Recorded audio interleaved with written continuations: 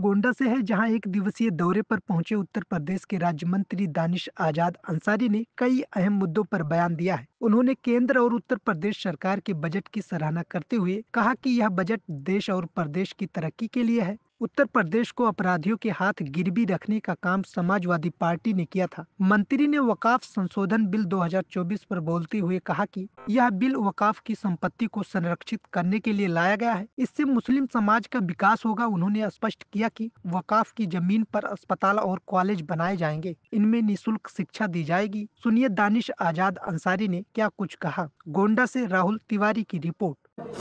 इसके अलावा युवाओं के लिए हमने हमारे प्रधानमंत्री जी हर प्लेटफॉर्म पे कहते हैं कि हमारा भारत देश विश्व का सबसे युवा देश है। आज पूरे विश्व की नज़र भारत के युवाओं के ऊपर है और निश्चित तौर पे भारत के युवाओं के कंधों पे भी हमारे भारत को समृद्ध बनाने की एक जिम्मेदारी है। उस जिम्मेदारी को समझते हुए हमारे प्रधानमंत्री मोदी जी ने हमारे युवा कल्याण और खेल मंत्रालय के लिए भी बहुत अलग अलग तरीके के बजट आवंटित किए हैं। सरकारी स्कूलों में अटल टिंकरिंग लैब स्थापित करेंगे, हम अपने नेटवर्किंग को अच्छा करेंगे, अच्छी चिकित्सा व्यवस्था बनाएंगे, मेडिकल कॉलेजों की सीटों को हम और बढ़ाएंगे और आईआईटी की क्षमताओं में हम विस्तार कर रहे हैं। इसके अलावा हमने 2014 से लेके अभी तक हमारे जो औसत वास्तविक आय है उसमें भी एक बहुत अच्छी 50% से अधिक की वृद्धि हुई है। प्रधानमंत्री कौशल विकास योजना के तहत अभी तक हमने लगभग 1.5 करोड़ लोगों को इसमें प्रशिक्षित किया है।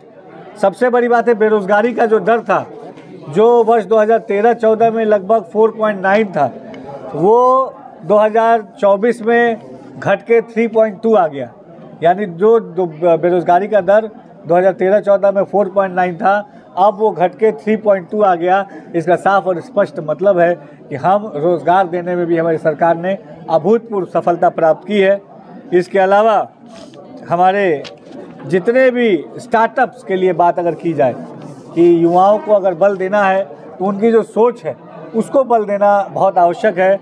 स्टार्टअप्स के लिए हमने बहुत सारी सकारात्मक नीतियां बनाई हैं। इंटर्नशिप प्रोग्राम्स हमने लागू किए हैं। खेलो इंडिया के लिए 1000 करोड़ का बजट, और इस बजट में खास बात यह है कि खेलो इंडिया के तहत अब शहर में नहीं गांव तक खेल पहुंचे। इसके लिए गांव में स्टेडियम और गांव में खेल की सुविधाओं पे भी हमारी मोदी सरकार ने बल देने का काम किया है। हमारे एथलीट जो हैं, एथलीट में भी पैरा ओलंपिक पदक 2012 में हमारे पास 1 पदक था, लेकिन 2024 में हमने 29 पदक जीते। इसी तरीके से एशियाई खेलों की अगर बात की जाए तो 2014 में हमने केवल 57 एशियाई खेल में पदक हासिल किए थे, लेकिन 2022 में हमने 107 पदक हासिल किए। तो ये बताता है कि आज खेल में भी हमारा भारत अग्रणी रूप से आगे बढ़ रहा है। जो हमारे किसान भाई हैं, उन किसान भाइयों के लिए भी हमने लगातार उनकी सुविधाओं के लिए काम किया है। उसका एकदम स्पष्ट एक उदाहरण ये है कि 2013 में 27,663 करोड़ रुपए इनका बजट था किसान भाइयों के लिए, लेकिन 2025 में हमने 1,37,756 करोड़ रुपए किसान भाइयों के लिए एलोकेट किया है। इसके अलावा जो तमाम हमारे रोजगार परक शिक्षा है उसको हमने बढ़ाया है, एग्रीकल्चर को हमने बढ़ाया है, एमएसएमई को बढ़ाया है। इन्वेस्टमेंट आज देश हमारे भारत देश में, हमारे उत्तर प्रदेश में दुनिया भर से इन्वेस्टमेंट आ रहे हैं। एक्सपोर्ट की हमने चीज़ों को बढ़ाया है। हमने उत्तर प्रदेश में 1 डिस्ट्रिक्ट 1 प्रोडक्ट को लॉन्च किया, जिससे हर डिस्ट्रिक्ट के जो खासियत है उसको हम आगे बढ़ा पाएँ। डेवलपमेंट मेजर को हमने 4 एंगल में बांटा है। उसका है गरीब, युवा, अन्नदाता और नारी। इन 4 सेक्टर में हमारे चीज़ों को हमने बढ़ाया। एमएसएमई जो छोटे उद्योग हैं, जो लघु उद्योग हैं, उनको बढ़ावा देने के लिए हमने बहुत सारे कदम उठाए। सक्षम आंगनवाड़ी प्रोजेक्ट है हमारा, पोषण प्रोजेक्ट है, आईआईटी को बढ़ाने की बात जो हमने पहले ही कर रखी है, और भारतीय भाषा पुस्तक स्कीम के तहत हम अपनी भाषाओं को भी आगे बढ़ा रहे हैं।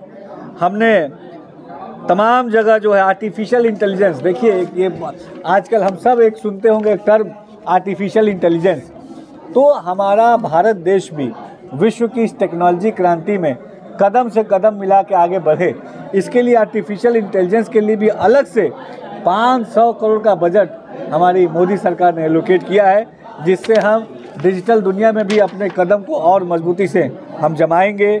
इसके अलावा चाहे रोड की बात हो, इंफ्रास्ट्रक्चर की बात हो, हाईवेज़ की बात हो, एक्सप्रेसवेज़ की बात हो, एयरपोर्ट्स की बात हो, हर तरीके से हमारी मोदी सरकार ने इन तमाम बिंदुओं पे बहुत सारे काम किए हैं। मंत्री जी, इसी को लेकर अखिलेश यादव ने कहा है इसी बजट पर कि इस बजट में शोर बहुत है लेकिन अंदर से केवल ढोल है, खाली है। देखिए, समाजवादी पार्टी के नेता ये बहुत परेशान है। उनकी परेशानी का कारण मैं आपको बताता हूँ कि जब जब हम देश और प्रदेश को आगे ले जाने की बात करते हैं तो समाजवादी है, हमने बताया मोटरसाइकिल खरीदता है ना कि जो है मध्यम वर्गीय परिवार, जो मिडिल क्लास फैमिली है, इसका विकास, इसकी सुविधाएं, ये हमारी प्राथमिकता है और हमेशा हमारा हर कदम उसी दिशा में है।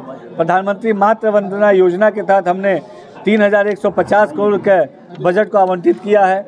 इसके अलावा प्रधानमंत्री उज्ज्वला योजना के तहत अभी तक हमने लगभग 10.5 करोड़ लाभार्थी हमने बजट की बात ठीक है, कुछ सवाल का जवाब दीजिए। गोंडा में एक इंजीनियरिंग कॉलेज बन रहा है, मेडिकल कॉलेज बनके तैयार हो गया, लगभग संचालित भी है, लेकिन जो इंजीनियरिंग कॉलेज है वो बन के पूर्ण रूप से तैयार है, संचालन क्या सिर्फ इसलिए नहीं हो रहा है कि क्या सपा समाजवादी पार्टी की सरकार ने उसको यहाँ पर उसकी घोषणा की थी?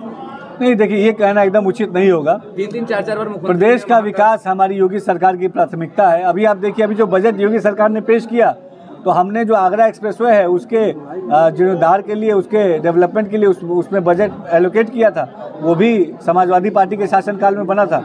हमारी प्राथमिकता ये है कि जनता की सेवा के लिए जो भी चीज़ आवश्यक हो वो हम ज़रूर करेंगे। आपने जिस इंजीनियरिंग कॉलेज की बात की है, मैं उस उच्च अधिकारियों से बात करके इस इंजीनियरिंग कॉलेज को जल्द से जल्द हम संचालित करें, इस दिशा में हम ठोस कदम उठाएंगे, अच्छी शिक्षा मिले। मंत्री जी ये बता दीजिए, अयोध्या से लेकर बहराइच तक कई बार इसका जो है घोषणा हो चुकी है, 4 लाइन का कई बार हो चुका है, तो क्या महज, और इसके साथ साथ जो है बाईपास बनाने की भी, तो क्या महज घोषणा ही रहेगी सब चीजें? देखिए, ये बात सब जानता है कि योगी मोदी सरकार ने अगर कोई घोषणा की है वो घोषणा पत्थर की लकीर है।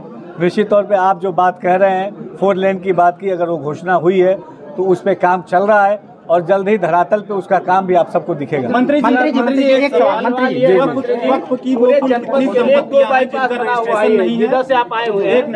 मंत्री जी वो कुल कितनी संपत्तियां वक्फ की हैं जिनका कोई रजिस्ट्रेशन नहीं है और जिनके कोई वैध कागज नहीं है, उनका क्या होगा? कितनी संपत्तियां हैं और क्या होगा उनका? देखिए, अभी हमारी केंद्र सरकार ने जेपीसी के माध्यम से वक्फ अमेंडमेंट एक्ट 2024 प्रस्तुत किया है और ये वक्फ की संपत्तियों को संरक्षित करने के लिए, वक्फ की संपत्तियों को और मजबूती प्रदान करने के लिए, अल्पसंख्यक समाज के, जो मुस्लिम समाज के लोग हैं, वक्फ के माध्यम से उनके डेवलपमेंट को सुनिश्चित करने के लिए ये अमेंडमेंट पेश हुआ है। यकीनन इससे वक्फ के आधारभूत चीज़ों को और मजबूती मिलेगी। वक्फ के माध्यम से गरीब, पिछड़ा, पासमानदा मुसलमान, उसका डेवलपमेंट होना चाहिए, ये हमारी सरकार की सोच है। विरोध क्यों हो रहा है? कुल कितनी संपत्तियां हैं? देखिए, आम मुसलमान इसका विरोध नहीं कर रहा है, कुछ खास राजनीतिक दल अपने राजनीतिक एजेंडे के लिए इसका विरोध कर रहे हैं, लेकिन कहीं भी कोई आम मुसलमान इसका विरोध नहीं कर रहा है, क्योंकि हम कह रहे हैं कि हम वक्फ के संपत्तियों पे हॉस्पिटल बनाएंगे, इससे आम मुसलमान खुश है। हम कह रहे हैं कि वक्फ के संपत्तियों पे हम कॉलेज बनाएंगे जिससे हम निःशुल्क शिक्षा गरीब, पिछड़े, पासमानदा मुसलमानों को दे, इससे आम मुसलमान खुश है। लेकिन कुछ राजनीतिक दल अपने निजी राजनीतिक स्वार्थ के लिए इसका विरोध कर रहे हैं। मंत्री, एक अहम सवाल है कि आपने कहा बेरोजगारी दर घटी है, तो क्या वजह है जो फ्री राशन लेने वाले की संख्या लगातार बढ़ती जा रही, 85 करोड़ पार कर गई? देखिए, हमारे कोविड काल के बाद से ये निःशुल्क राशन की योजना प्रधानमंत्री मोदी जी ने देश के बेटे होने के नाते देश की जनता को समर्पित किया था और देश की जनता को अच्छी सुविधाएं मिले, ये हमारी प्राथमिकता है। आप देखिए कि 10 साल से ऊपर हो गए, प्रधानमंत्री मोदी जी के दामन पे एक भी दाग नहीं लगा। प्रधानमंत्री मोदी जी ने ईमानदारी से, भ्रष्टाचार से दूर रहते हुए अपनी सरकार को आगे बढ़ाने के नियत के साथ जो काम किया है उसका धरातल पे साफ इम्पैक्ट दिख रहा है। आज हमारा प्रदेश, उत्तर प्रदेश, हमारा देश औद्योगिक क्षेत्र में, खेल के क्षेत्र में, हर क्षेत्र में आगे बढ़ रहा है। मंत्री जी गोंडा में जी पूछिए आराम एक एक करके पूछेंगे। मंत्री जी गोंडा में करीब 350 अवैध मदरसे जो कागजों में संचालित थे, उनकी जांच 2018 में माननीय कीर्तिवर्धन सिंह जी ने जांच के लिए पत्र लिखा। अब तक उसमें